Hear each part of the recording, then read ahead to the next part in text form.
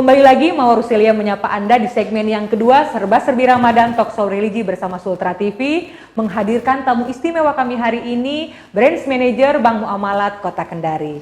Baik Mas Fitrawan, tadi sempat terpotong sedikit perbincangan kita yang menarik tentang pentingnya bank syariah, ada jeda sedikit ya, dan sekarang kita akan lanjutkan. Nah, tadi itu dibahas tentang keunggulan-keunggulan bank syariah. Kemudian dalil yang disampaikan kepada pemirsa Sultra TV di rumah untuk semakin yakin bahwa kita tidak akan salah memilih bank syariah sebagai tempat kita untuk menabung gitu ya. Kadang memang kita sempat mengalami kebingungan, kegalauan ya, bahwa sama aja kok bank syariah dengan bank konvensional. Tapi ternyata tadi dijelaskan dengan sangat gamblang oleh Mas Fitrawan tentang alasan-alasan kenapa kita harus memilih bank syariah. Nah, kemudian ada pertanyaan lagi dari netizen terutama. Sama aja sih bank syariah sama bank konvensional, justru di bank syariah angsurannya lebih tinggi loh. Nah, ini sebenarnya stigma ini benar atau salah, dan kalau salah coba dibetulkan. Iya.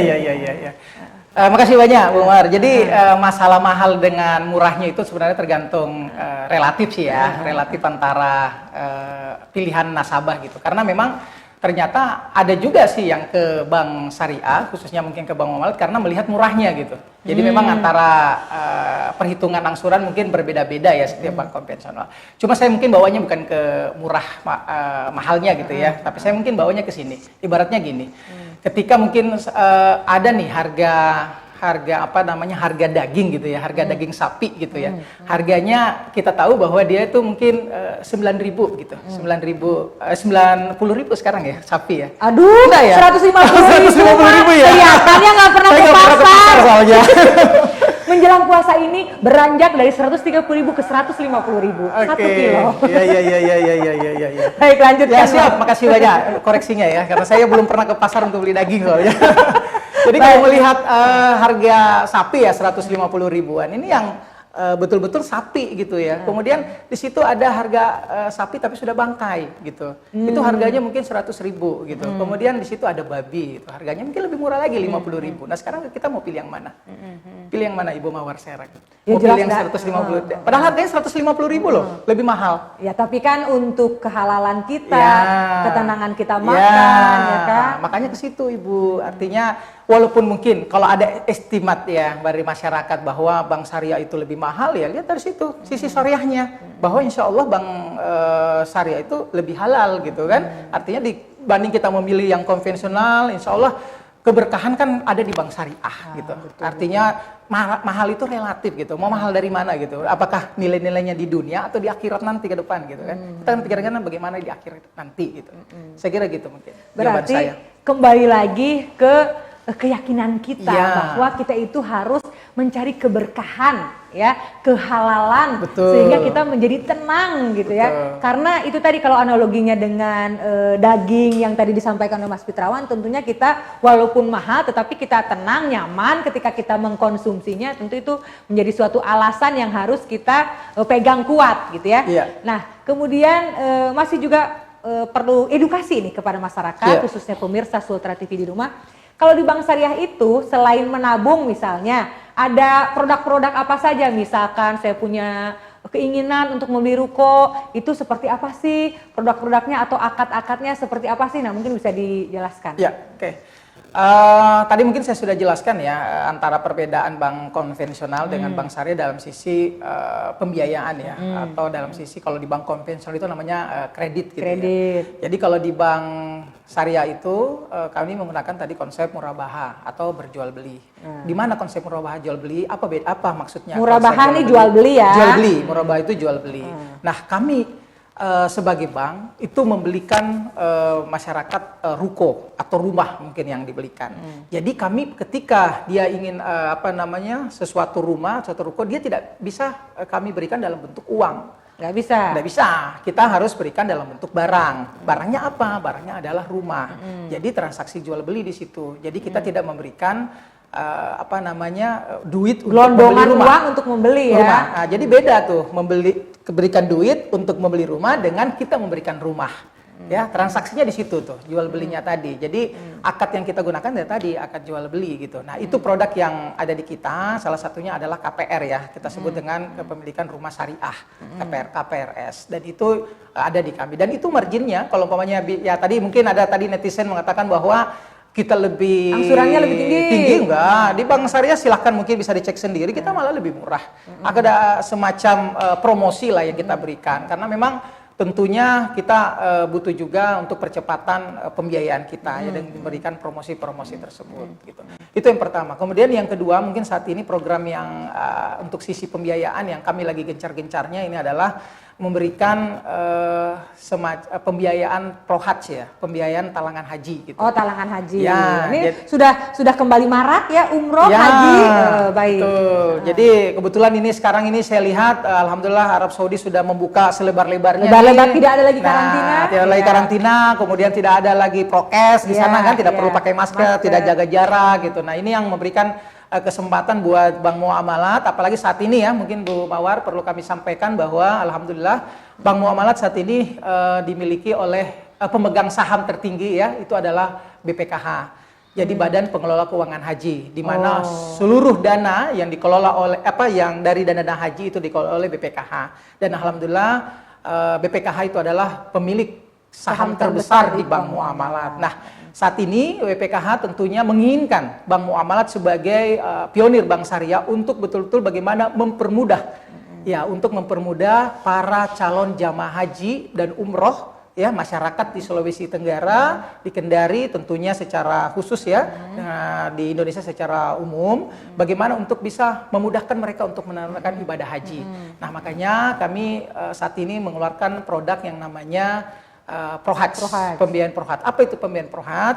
Pembiayaan untuk talangan haji gitu ya. Jadi ketika misalnya nasabah belum cukup dananya misalnya saat ini ingin daftar haji tapi tidak punya duit, tapi ingin daftar haji, kami bisa biayai dulu untuk mendaftarkan porsi di kantor Kemenak setempat gitu. Jadi insya Allah bisa lebih cepat untuk mendapatkan daftar antrian ya, karena saat ini antrian cukup lama Bu Mawar. Iya, betul. Sekarang kalau kita mendaftar hari ini itu kurang lebih 23 sampai 24 tahun ya saat ini mendaftar. Jadi kalau kita seandainya segitu panjangnya antrian orang ingin naik haji ya. Hanya haji, betul. Jadi kalau kita seandainya menunda, misalnya mau menabung, kira-kira tahun berapa baru kita bisa mendapatkan porsi gitu ya. Mungkin 2 tahun atau 3 tahun ke depan bukan lagi 24 tahun atau 23 tahun tadi, mungkin bisa sampai 30 tahun seperti di di Sulawesi Selatan itu sudah mencapai 40 tahun daftar tunggunya gitu.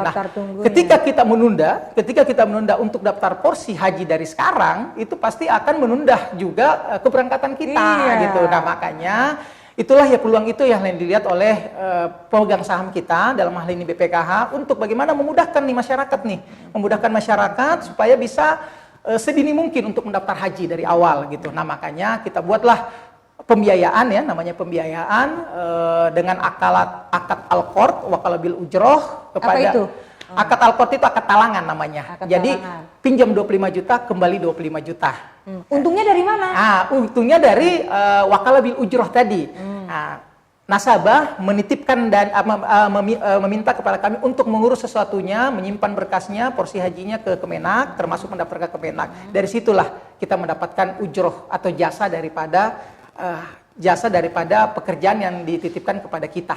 Ya, jadi kami mendapatkan jasa atas dana yang dititip itu. Bukan dana, tapi proses proses urusan ke Kemenaknya, pendaftaran ke Kemenaknya, berkas-berkas yang disimpan di Bank Muamalat itu kan 20 tahun, Mbak. Kita simpan mungkin 5 tahun, 10 tahun kita simpan di Bank Muamalat itu kan harus ada jasa ya. Semacam kita menitip mungkin barang kita di safe deposit box itu kan ada jasa juga kita mendapatkan kan boleh-boleh saja gitu. Bukan pinjaman di atas 25 juta tadi, bukan. Karena itu nanti jatuhnya riba. Karena kelebihan daripada pinjaman itu, tapi atas sensitif gitu. Jadi jasanya dari situ gitu. Jadi dari ujroh atas mungkin urusan-urusan di kantor Kementerian Agama gitu ya, mungkin pengurusan pendaftaran porsi haji, atau dari penyimpanan berkas SPPH-nya gitu yang ditempatkan di bank muamalat. Nah itu dari situ kami mendapatkan itu. Dan ini insya Allah akan memudahkan dan mempercepat jamaah gitu. Dan ini bisa untuk seluruh seluruh keluarga atau mungkin anak gitu ya. Apalagi sekarang pemerintah sudah memperbolehkan ya anak kita yang umur 12 tahun untuk mendaftar haji. Itu udah boleh dibolehkan. Jadi kalau umpamanya anak kita baru 12 tahun minimal kita bisa, 12 tahun ya. Minimal 12 tahun. Jadi kalau umpamanya 20 tahun akan datang ya sekitar 32 tahun. Jadi cocok gitu kan. Sudah 32 masih sehat, energi gitu ya. Beda kalau umpamanya sudah tua biasanya. Tapi belum tentu juga ya. Biasanya kalau di Arab Saudi itu biar sudah tua malah dia lebih energi gitu kan. Tetapi memang lebih bagusnya sih ya, kalau saran saya kepada pemirsa Sutra TV di rumah, berbicara pengalaman saya juga dulu ketika naik haji memang usia muda itu memang lebih gesit gitu ya, secara kita melaksanakan ibadah haji itu kan membutuhkan kondisi fisik yang prima. Betul. Jadi tidak salah kalau misalnya sekarang kita punya putra-putri yang usianya sudah 12 tahun ya, mengingat antrian yang sangat panjang, alangkah lebih baik hayu daftarkan segera program Pro Hajj di Bank Muamalat. Supaya apa? Supaya misalkan antrian 20 tahun, anak kita 12 tahun, 32 tahun, sudah tidak terlalu terlambat begitu ya. Kalau kita daftarnya usia 30 atau 40, seperti saya misalkan baru daftar, antrian 25 tahun, 65 tahun, tentunya itu akan mempengaruhi juga proses pelaksanaan ibadah haji ya. Jadi itu tadi ada dijelaskan 2 produk. Satu itu tentang murabahah, jual beli, KPR juga, dan juga program Pro Hajj. Nah, ada lagi nggak program yang lain yang sekarang sedang disosialisasikan oleh Bank Muamalat?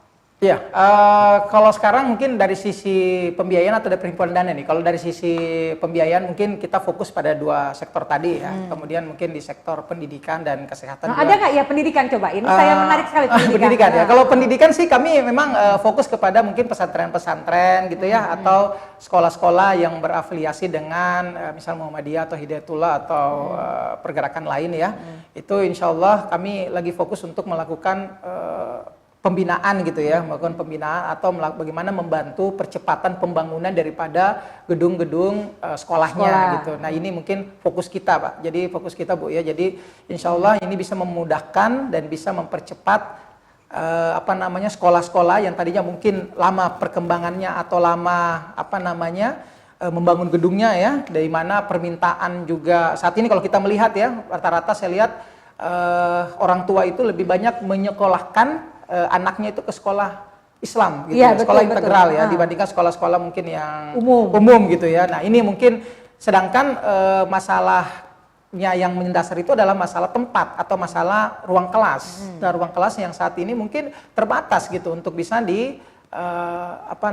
diterima gitu ya, untuk diterima orang-orang tersebut gitu atau siswa-siswa tersebut. Nah makanya mungkin salah satunya adalah kami memudahkan atau mempercepat supaya pembangunan gedung kuliah tadi itu atau gedung sekolah itu bisa lebih cepat.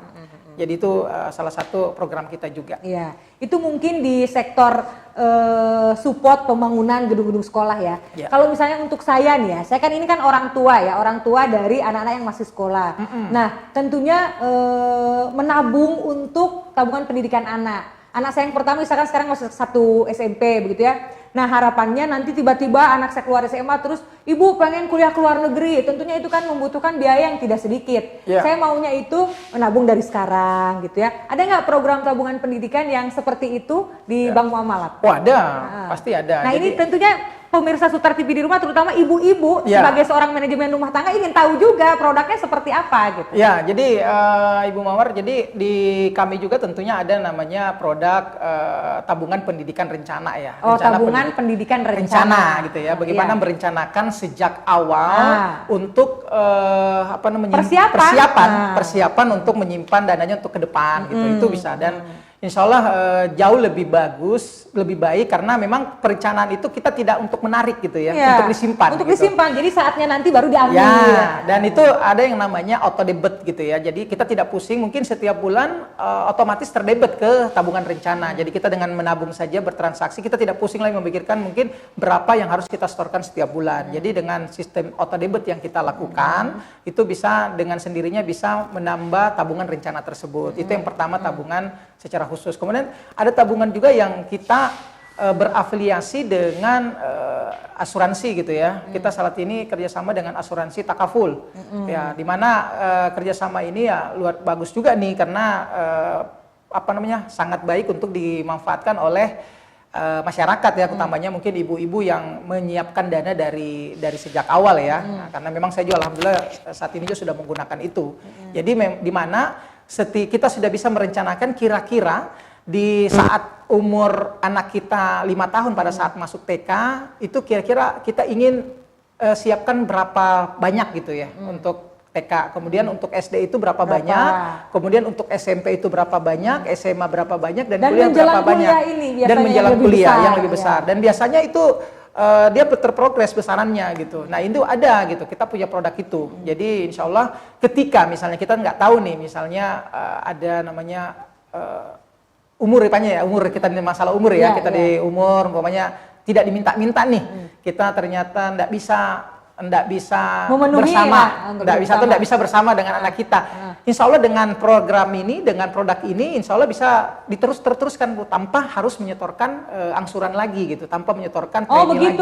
Ya, jadi pendidikan anak kita itu sudah terjamin, gitu, sudah terjamin. Dengan mungkin kita hanya mungkin pada saat itu baru membayar 100.000, 200.000 gitu, atau mungkin baru berapa banyak gitu kan setiap bulan itu premi yang bisa itu 100.000 minimal ya, minimal 100.000 gitu. Nah ketika kita tidak tahu terjadi apa-apa pada kita, insya Allah anak-anak akan terus bisa melanjutkan pendidikannya dengan program tadi gitu. Berkelanjutan terus akan ya. Berkelanjutan, bahkan akan diberikan beasiswa. Oh, Masya Allah. Akan diberikan beasiswa. Jadi kan bukan hanya biaya pendidikan, tapi biaya hidup juga kan. Ada biaya hidup yang akan dia peroleh gitu. Nah ini yang mungkin salah satu produk yang cukup bagus untuk masalah pendidikan. Luar biasa. Jadi ini bocoran untuk pemirsa Sultra TV di rumah bahwasanya Bank Muamalat punya produk khusus untuk kita ibu-ibu manajemen rumah tangga menyiapkan tabungan pendidikan si anak ke depan gitu ya. Nah, sempat terlewat tadi pertanyaan saya terkait dengan ProHaj ya. Secara antrian ini panjang ya, sampai 20-25 tahun ke depan. Nah, kemudian amit-amit auzubillah min zalik ya, ketika kita misalkan sudah ikut produk tersebut, kemudian ternyata untuk orang tua misalkan, nah, kemudian belum sampai antriannya, qadarullah misalkan meninggal, itu bisa ada ahli warisnya atau bagaimana? Ya, kalau untuk porsi haji ini, kami kan daftarkan ke kantor Kemenak atas nama siapa yang dimasukkan kan. Jadi walaupun misalnya Bu Mawar nih yang bermohon ke kami, tapi ingin untuk orang tua atau untuk anak kan tidak ada masalah. Nah, jadi ketika qadarullah ya terjadi mungkin hal-hal yang tidak kita inginkan terhadap orang tua kita atau siapa saja gitu. Nah, itu bisa dilanjutkan oleh ahli waris daripada yang ditunjuk ya. Boleh ditunjuk. Jadi itu tinggal kita melapor saja ke Kemenak. Siapa ahli waris? Nggak ribet ya, nggak pakai ribet. Oh nggak ribet. Cuma tinggal langsung kita uruskan ke kantor Kemenak untuk perubahannya gitu. Bisa juga kalau ada yang mau, kalau umpamanya seandainya dia ingin cairkan ya silakan. Kalau ingin dicairkan kan tidak jadi berangkat. Tidak jadi berangkat. Cuman ingin mencairkan saja bisa ya? Bisa.